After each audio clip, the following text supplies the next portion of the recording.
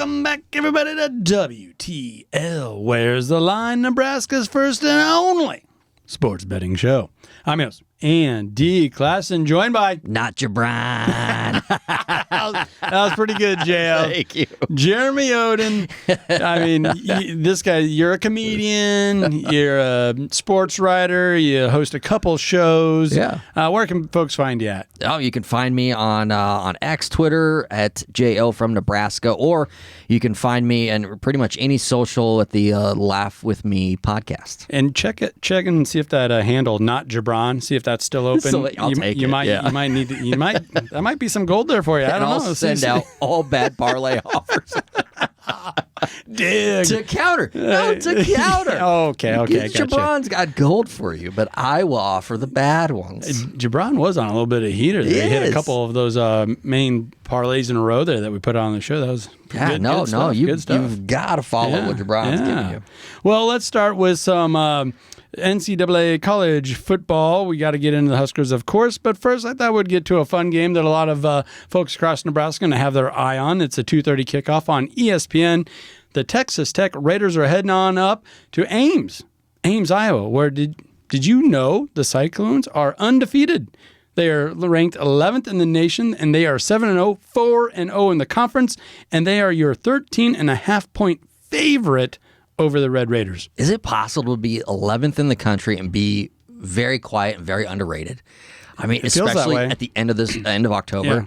Yeah, you're just not hearing a bunch of noise out of them, but they're undefeated. Right. They definitely have they have a legit shot at the playoff. Oh, of course they do. Holy cow. They have a legit shot to just go ahead and win the Big 12 outright, and then there is no case to be made to keep them out of the playoff. You know, I just think their head coach caught so much flack the last couple of seasons, you know, whether you believe in that or not or whatever, but now it's kind of a self-fulfilling prophecy, like, they'll trip. We're 7 games in, and they're still haven't dropped a game yet. And this line did open up at 15.5, so it's been bet down to 13.5. I feel like that's a huge, huge half point right there. I think I like Iowa State by 2 scores. I do too. Iowa State's going to win this game for sure. It's at home. It's just a matter of are they going to win by 2 touchdowns. I love them winning by 2 scores, which could mean a touchdown and a field goal. So that 13.5 to me seems high, but I like them. I like them to win. I like them by that. Here they have one common opponent, and that is Baylor. 2 weeks ago, Texas Tech lost 59-35. 3 weeks ago, Iowa State won 43-21. Oh, shoot. Okay. So if you're looking at common opponents and things of that nature and how they measure up versus each other, and ESPN Analytics is giving Iowa State an 81.5% chance of just winning this game outright. But I love that it got bet down to under 14. So I love that hook at 13.5. Might jump at that rate now. 13.5 seems like gold. It's just a matter of how many points are going to be scored in the football game then. And yeah, that's what it really comes down to. And shout out, we love to do the Nebraska shout out. Ben Bramer from Pierce, Nebraska has 10 receptions, 179 yards, and 1 touchdown, averaging 18 yards per reception. Good for him. The old Blue Jay hailing out of Pierce, Nebraska. Enjoying one hell of a season. Some people are saying Iowa State is undefeated because of him.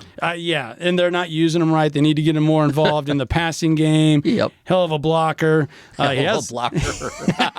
Glue guy, gym rat. Yeah. He has put on some weight, 6'7", 250 pounds now. So did you just call him fat? Did you just fat shame him? No, I'm saying he's put on weight in a good way. In a good way. With you. Yeah. Jeez, get me in trouble here. I know some people in Pierce. Bring the heat.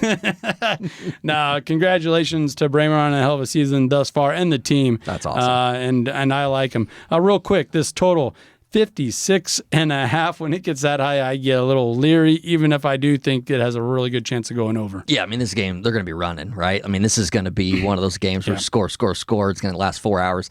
But 56.5, if you're putting your money on the line, I'm going to take no-go. Iowa State's last game, they beat Central Florida 38-35.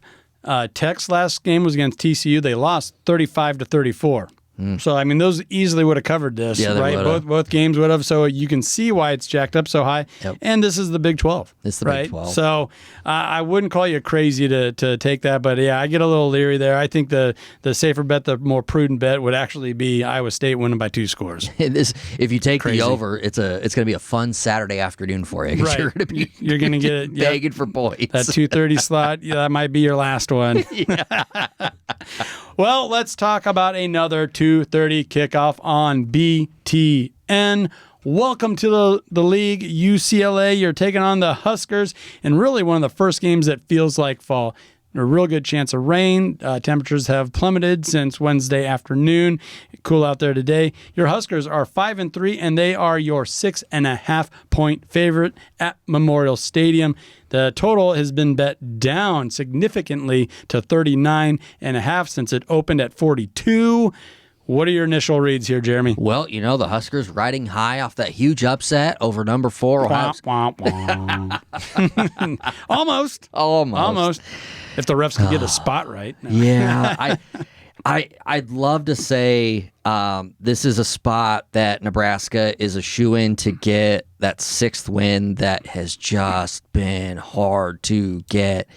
Aren't they like 0-7 with the bowl game on the line? Yeah. And this is Rule's 20th game. Oh, man. You'd like to say, and honestly, you want to say this is the game because it may not happen, right? I mean, the schedule doesn't play out very favorably. Ty Robinson was at the podium earlier this week, for the players' press conference after a practice, and he said, this feels like a tipping point, or we're right at the tipping point. It's like, how many times have we said that in the last 15 years? Like, they look so good, against Ohio State. It still didn't win the game. No. Okay, and I know it was a top 5 team and it was on the road, but now you got to come back and you got to show that type of energy, that type of effort at home against UCLA. Everyone's telling you you're going to win by a touchdown. Yeah. And I mean, Indiana kind of showed you that maybe you shouldn't take teams lightly. Can we open up the playbook a little bit to show we can score points? I love screen passes. We're going to win. So we're going to win by a touchdown, but then the over-under is, 39.5? Yes.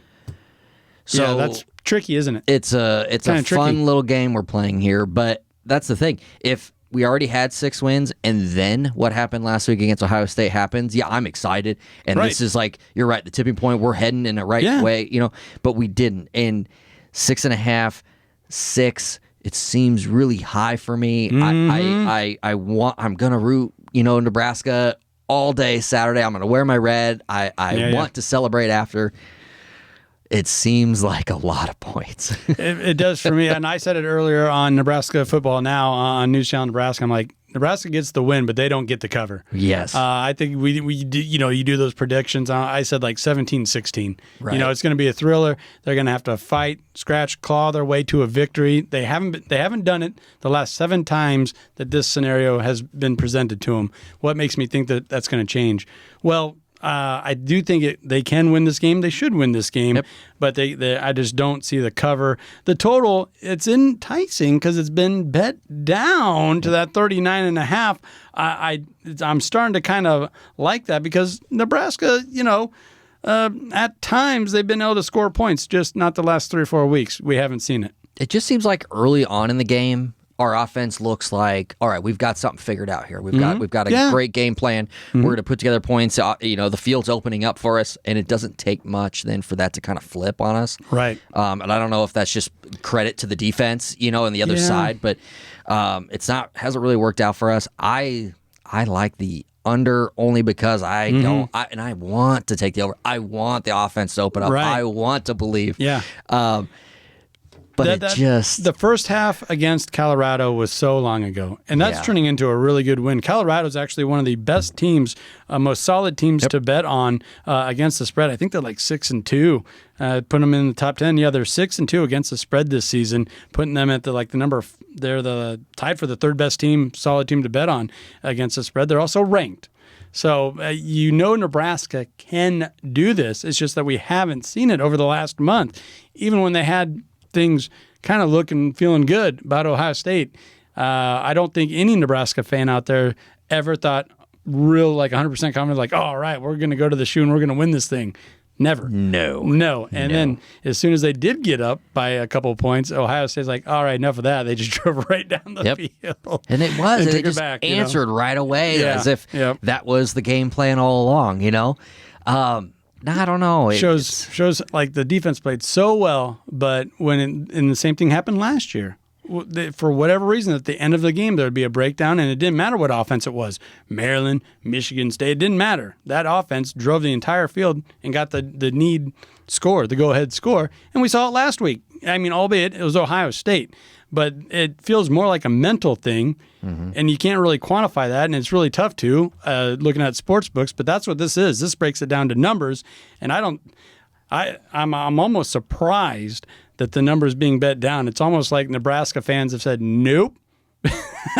We're not taking the cheese. We're not taking the cheese. We're betting this sucker down. I'm happy you brought that up about Ohio State because it never even occurred to me that we were the potential trap game last week as they were looking at Penn State Penn State this week. Yeah. When did Nebraska become the trap game? This is 8 years ago or something. But mentally, I can't overcome that we're now the trap game. We can't allow that. Like, come on, guys. Let's go beat up UCLA. This is the game to get us to 6, to get bowl eligible. Right. And go ahead and do some folks a favor and win it by 7 and get that I mean, cover. The money line's minus 250 on Nebraska. Womp womp. Don't like that. Nope. The total has been bet down to 39.5. We still probably like the under. I mean, Nebraska 10, 7. All right, wait. Excuse me. 7 points 2 weeks ago, 17 points the week before. Ohio State's defense is different. I get it. But still, that's just not a lot of points, and you can't have a lot of faith in that. UCLA did put 35 on Rutgers last week, though. Oh. So it's right there. It's right there. Jeez. Well, you heard the horn. That means we're up against it, but let's take a quick minute to recognize one of our fabulous partners, and that is the Nebraska Brewing Company. World class in every glass. We got this in honor of Jabron. The Nebraska, the official beer of the Nebraska Marathon, Squeeze of the Day. It's their lemon rattler. Wow. It is a really good. You know what? Congrats, Jabron, for completing the marathon. More than I could have done, and maybe his body just needed a little time off. Right. So we got you, Jabron. Nebraska Brewing Company, world class in every glass. Don't go anywhere. This is WTL.